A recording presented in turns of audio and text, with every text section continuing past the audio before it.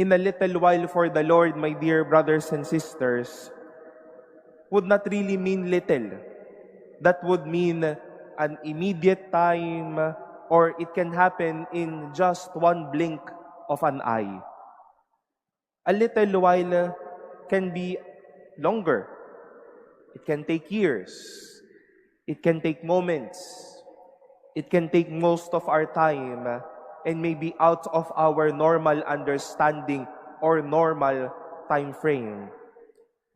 Pero kahit hindi man agad, hindi man mabilisan, hindi man biglaan, o hindi maikli, isa po ang panatag tayo. Dadating tayo doon, mangyayari iyon, magiging totoo iyon. A little while, though after the death of the Lord, the apostles were once again consoled with His presence. Marahil matagal man, ilang araw man yung kanilang hinintay, ang importante, dumating at nangyari ang mga bagay na iyon.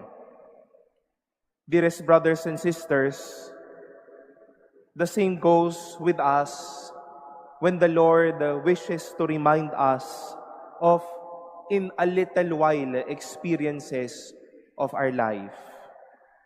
Hindi man mabilisan, agaran, o onti, ang importante, mangyayari iyon.